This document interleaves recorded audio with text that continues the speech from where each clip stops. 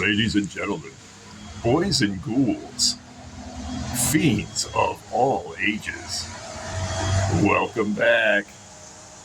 I'm your host, Anarchy Ass. We are in North Riverside today on a very rainy, wet afternoon, but at least it's really, really windy out here.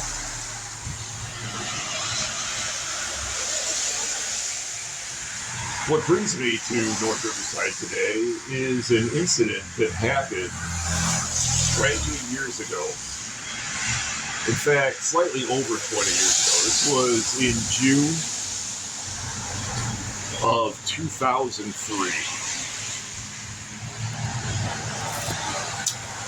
But this is an incident that I've been asked about many times, and even though 20 years have gone by, I am still stopped and asked about it by residents, and it's something that I had nothing to do with. I wasn't even there. Yet, I know quite a bit about what happened because of being informed after the fact. What I'm referring to is an incident that is known colorfully in this area as House of Stab. It was a multiple stabbing. 6 people were stabbed at this home in Riverside. This is from the Chicago Tribune. 3 men charged in Riverside stabbing of 6. 3 men have been charged after 6 men attending a backyard party in Riverside were stabbed during a brawl that broke out after a quarrel, authorities said Sunday. Charged with aggravated battery Sunday were Jesse Richardson, 21, of the 2200 block of Oak Park Avenue in Berwyn, Alec Pizarca, 21, of the 8000 block of Edgewater Road in North Riverside. That's where we are today. And Matthew Cole, 21, of the 4200 block of Gage Avenue in Lyons. The incident began at 11:50 p.m. Friday as 2 men waited for a pizza delivery on the front porch of a house on the 100 block of Woodside Road in Riverside. Police Lieutenant Tom Weitzel said. A fight started after the men pulled 3 men walking down the street to be quiet, he said. It's not exactly what happened, but we'll get to that later. One of the 3 pulled a pocket knife, stabbing one of the men who had been on the porch. The fight moved to the backyard of the home where about 20 people were attending a school reunion. 4 men were treated at area hospitals, authorities said. 2 remained Sunday at Loyola University Medical Center in Maywood. The men all were 18 to 21 years old and had attended the same high school but didn't know one another. This is important, as we'll see. This was June 16th, 2003. Bail was set at $175,000 each. But without further ado, let's first begin where the 3 of them started, which is at this building in North Riverside. And then we're going to retrace the steps back to what is now known as the House of Stab. And there's a lot of speculation as to which house it was. The news report, as you heard, was very vague. Just said the 100 block of Woodside, but I know what house it is, and we are going to go back there. But first, we're going to take a look at this building that's behind me. This building is important for 2 other reasons. First of all, it is slated to be demolished. there was a huge fire here, and the fire was substantial enough to where the building had to be evacuated, and it was later condemned. You can see the signs here.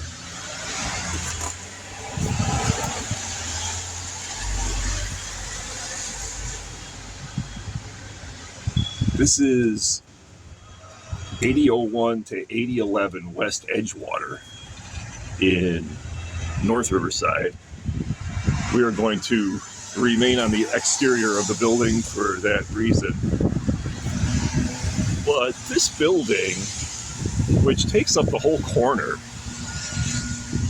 was used in a horror movie. It was a serial killer slasher pick starring Helen Hunt, entitled In the Company of Darkness, from 1993.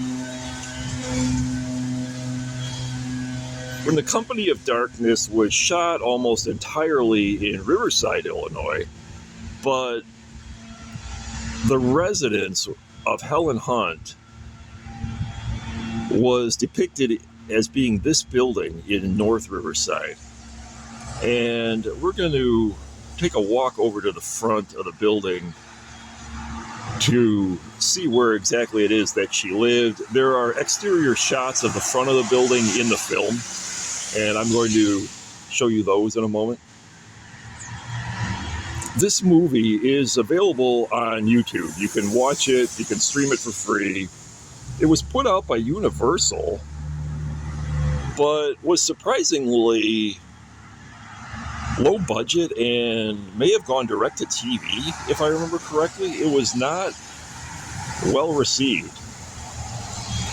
Helen Hunt is not that great as a hard-boiled detective who's hunting down a serial killer. This was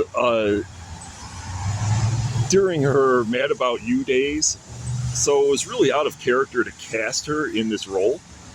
But she didn't do a bad job, and the imagery and especially the layout of the town are very striking, and it's worth watching if you like serial killer movies. It's not very heavy on the gore, which makes me think it was maybe a television production only, although I don't know that to be the case. It may have had a big theater run also. She's a cop on the edge. He's a serial killer on the loose. In the Company of Darkness. All right, but if we walk around to the front, see what I'm talking about.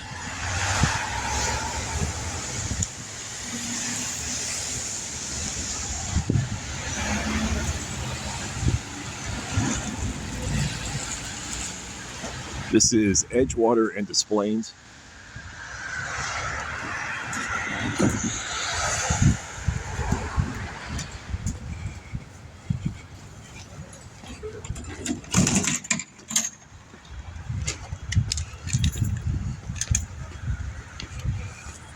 And this is the entrance.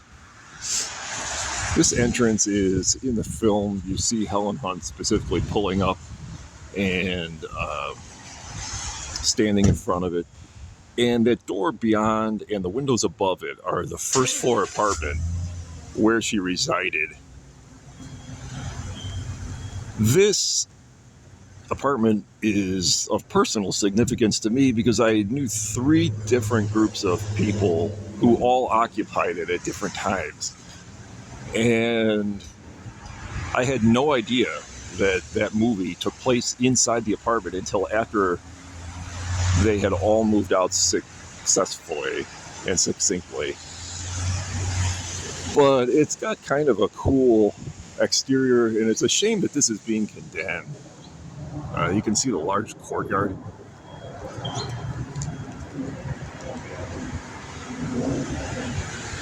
And here's a better shot of that apartment. It's padlocked now. Alec Pizarka, getting back to our story, lived in the far corner, and he and Matt Cole and Jesse Richardson had purchased a case of beer, which they were planning to consume at my apartment. And this is how I factor into this story. Their basic plan, I didn't even know they were coming over, was to pick up some beer and walk to where I lived at the time in Riverside. I no longer reside there, but I had an apartment which is now, unbeknownst to me, is located in the floodplain. It had really bad flooding problems. But they were originally at this location because this is where he lived. And they told me this after the fact. I was friends with them. Alec was the bass player in my band. And they exited this building not through this entrance that Helen Hunt did, but through a side door. And we're going to see that door now and then retrace their steps back to this stabbing that occurred 20 years ago.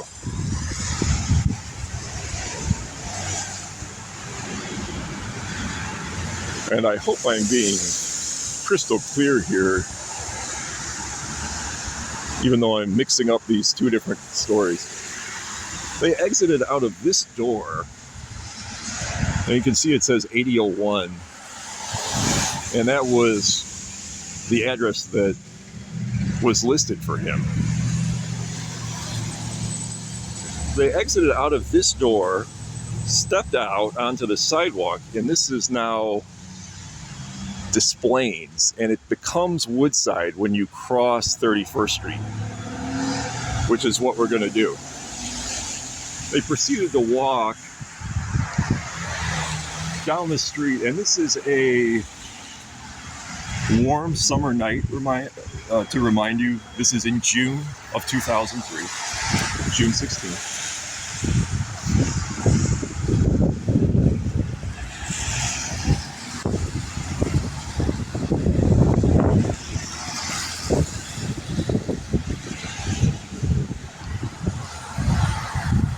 They crossed 31st Street into Riverside, and now this becomes Woodside. This, by the way, is also the location of what is known locally as the Jesus Church. It's actually Saints Peter and Paul Evangelical Lutheran Church. And it's called the Jesus Church because of this huge statue of Jesus embedded in the wall, which I guess really makes it a fresco or a frieze. Not really a statue, truly. But this is the Jesus Church, the famed Jesus Church of Riverside.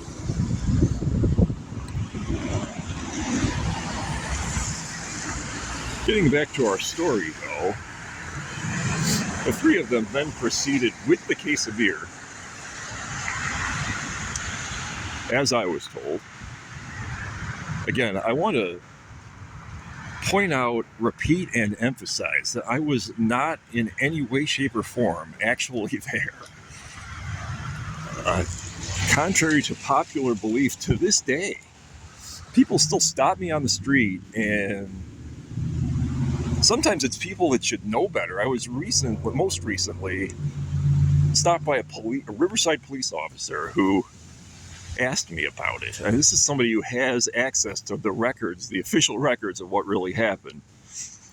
So I finally wanted to make a video about it to set the record straight and to tell you what I actually do know and how I was connected to it.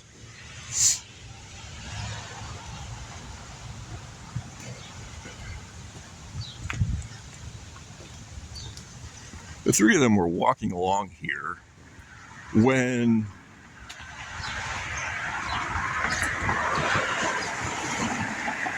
these Riverside Brookfield high school jocks, is what they were, began shouting insults at them from the other side of the street.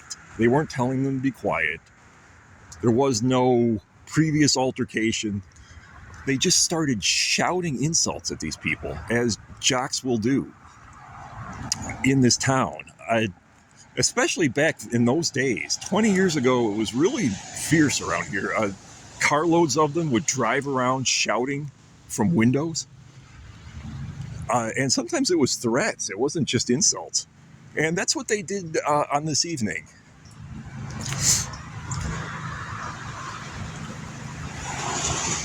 And as I said, they were on the other side of the street. As we're going to see, this house was located on the other side of this Woodside Road, which is really a wide street. It's got this huge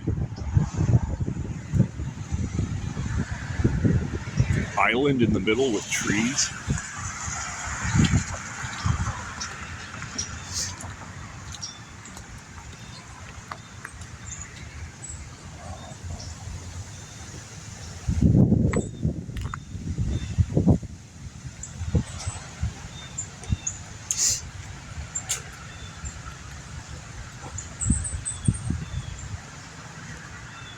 And the address is, if my information is correct, 185 Woodside, which is right about here. They got to about here, and that house in the distance, okay, is where these guys were waiting for a pizza, saw the three of them walking and started shouting insults at them. And they originally were just going to keep walking. They don't even know these people, but they kept shouting and ticked them off. So they stopped and crossed the street to where these loudmouth football players, I think they're from the football team, were hurling insults at them, completely unprovoked and for no apparent reason. So they crossed here.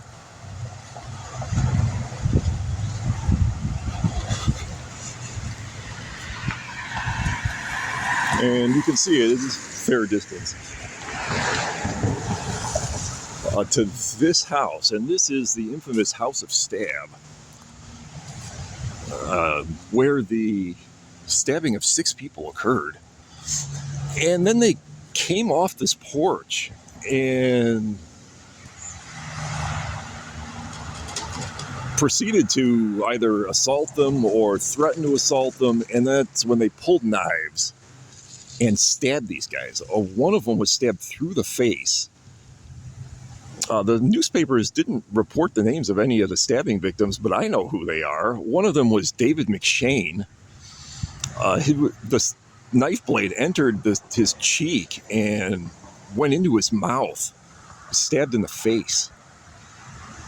This is one of the guys running his mouth and instigating the entire fight.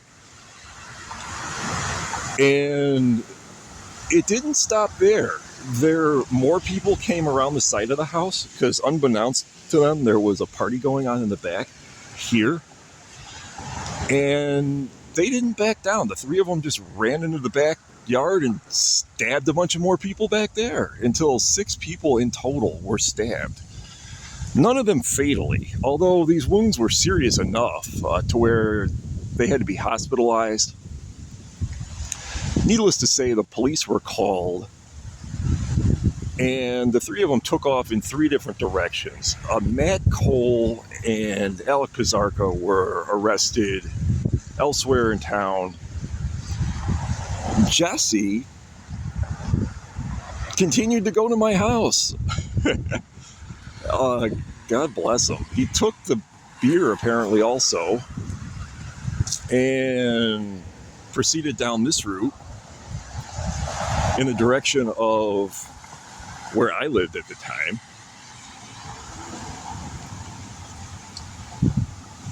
This is after the stabbing. Here's the side of the house. You can see that it's pretty big, and the parents of these kids were not home, as I understand it, and they were just throwing a huge rager. Were most likely intoxicated, and it was just a big Riverside jock party that got its ass handed to it really fast when they decided to start with people for no reason, as they routinely did. Getting back to the story, though, we'll just stick with Jesse at this point. He continued walking this way. This is his account to me, by the way. This isn't hearsay or what I heard from the cops. He told me this personally later on. And proceeded in this direction. This is still on Woodside Road, heading north. Although it does bend slightly, as do almost all the streets in Riverside.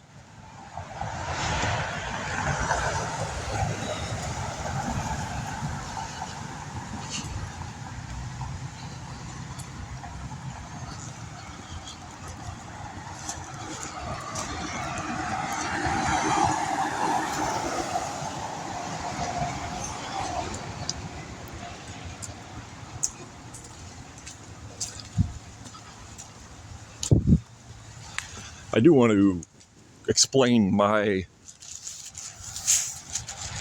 own experience after this had occurred with the police, because it was really appalling. I look back on it, and I think I was being really lenient, not suing them or at least filing a complaint against them. But I don't want to get ahead of myself.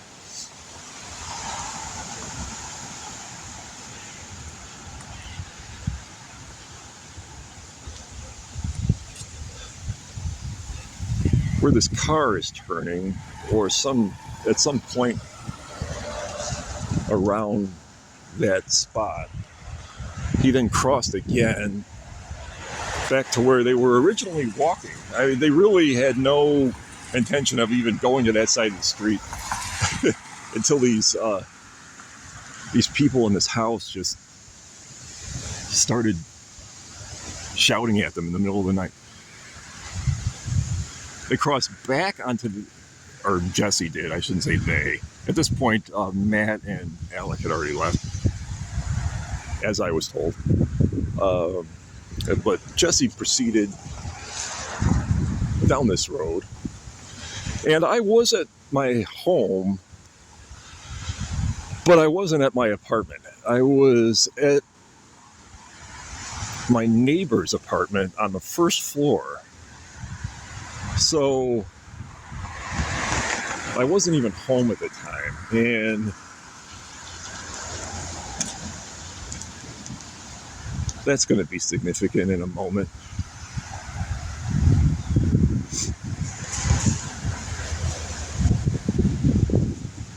Then he turned right and went to Lincoln Avenue, and I lived in the 104 to 106 building at that time, which I won't go to because since I'm no longer a resident there, I don't have access to it. But I will take a break over here at this little church. He would have crossed right here, and this is where we'll stop the retracing of the steps. But I'm going to take a little detour over here to this church to tell you the rest of his story. And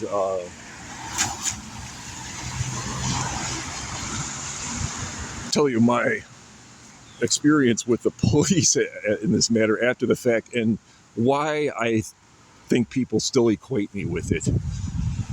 And I do think that it was the way it was handled that kind of meshed my name into this story in people's minds. But anyway, after Jesse made it to my apartment without being arrested, he rang my bell, and I didn't answer because I was not in my apartment. I was on the first floor.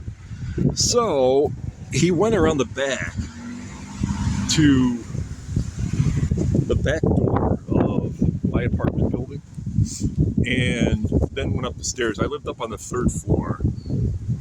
And then that's when the police arrived and ran up the stairs. I heard them going up the stairs and beating on my door and shouting for me. My neighbor at the time freaked out and started shouting, "What did you do? What did you do?" And I had no idea what was going on.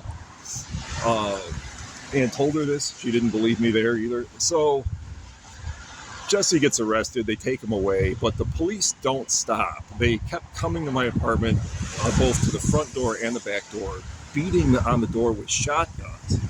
I actually saw them with fully drawn shotguns and pounded to the point of leaving permanent marks into the wood with the barrels of their shotguns. I eventually just went outside to see what was going on and to explain to them where I was. And they immediately grabbed me, shoved me into a police car, brought me down to the station for questioning, which was horrible. They would not relent. They would not take no for an answer or believe that I had nothing to do with this until people from the party were brought down and they told the police, no, he wasn't there. He had nothing to do with it. And it was a fairly good distance away. You could see how long I've walked just in this little segment. But the reason I became ingrained in people's minds with being a part of this was because the police then released me there at the station. They didn't drive me home. They didn't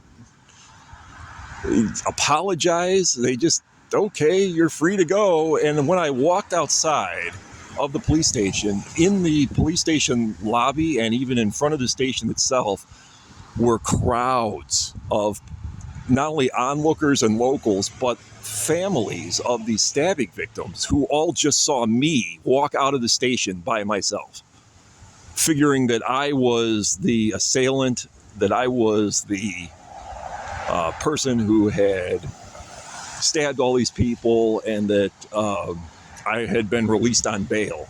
And that's not what occurred at all. I really had nothing to do with it. And although it was later followed up upon by the press and the names of the people that were responsible were printed, it had fallen by the wayside in the public mind and in people's minds. It was me, and I had something to do with it, which I'm here to tell you I did not. And it's one of those things that has never really gone away. Yeah, it's 20 years later, and people still walk up to me. I'm still talking about it. But now you know the real story. And have seen the real location. So, although all three of those guys are gone from those residences that were listed in the paper, please don't go there looking for them. They're not there. And the people involved in the stabbing don't live at House of Stab. That is House of Stab. And its place in Riverside lore. Ladies and gentlemen, thank you for joining me on this revisiting of House of Stab. Please join me next time when I take another jaunt into the darker side of Riverside history and look at something from the storied past. Until next time, I'm Anarchy Ass. Don't nobody go nowhere.